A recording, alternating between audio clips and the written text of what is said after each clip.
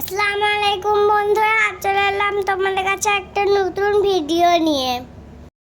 নরম তুলতুলে পিঠে খেতে চাইলে পুরো ভিডিওটা দেখো। নেব হাফ কাপ সুজি, স্বাদ মতো চিনি, স্বাদ মতো লবণ, নর্মাল পানি দিয়ে ভিজিয়ে রেখে দেবো আধা ঘন্টার মতন। সারাদিন তো ময়দা আটার রুটি খেয়েছো, কোনোদিন সুজি রুটি খেয়েছো?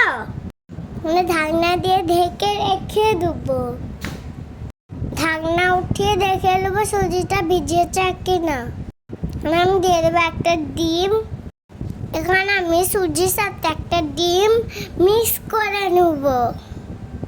দেখো কত সুন্দর করে সুজিটাও ভিজেও গেছে।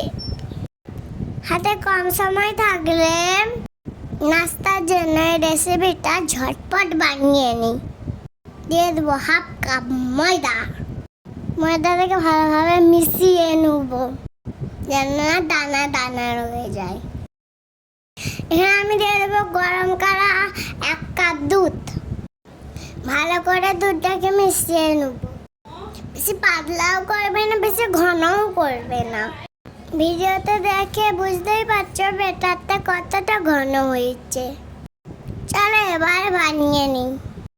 আগের থেকে গ্যাসের চুলোয় কড়াই গরম করে নিয়েছি। এখানে কিন্তু আমি তেল ইউজ করব না। রুটিটা কেমন ভাবে হচ্ছে তোমরা দেখো। দেখো কেমন করে ছোট ছোট ফুটো আসছে। দেখতে সুন্দর, আমি খেতেও টেস্টি। হাতে কম সময় থাকলে ঝটপট বানিয়ে নি। কড়াইও লাগছে না, কত সুন্দর ভাবে উঠে আসছে। তোমাদেরকে আবারও একটা বানিয়ে দেখাচ্ছি একইভাবে। যতগুলি বানাবে তেল ইউজ করবে না। বিনা তেলেই যে এত সুন্দর রুটি হয় ভিডিওটা দেখিয়ে বুঝতে পারছো।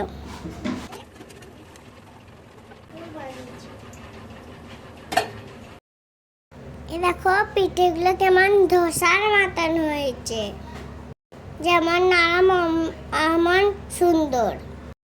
ভাই আসসালামু আলাইকুম, দেখা হচ্ছে পরের ভিডিওতে। সুস্থ থেকো, ভালো থেকো, আমাদের পাশে থেকো।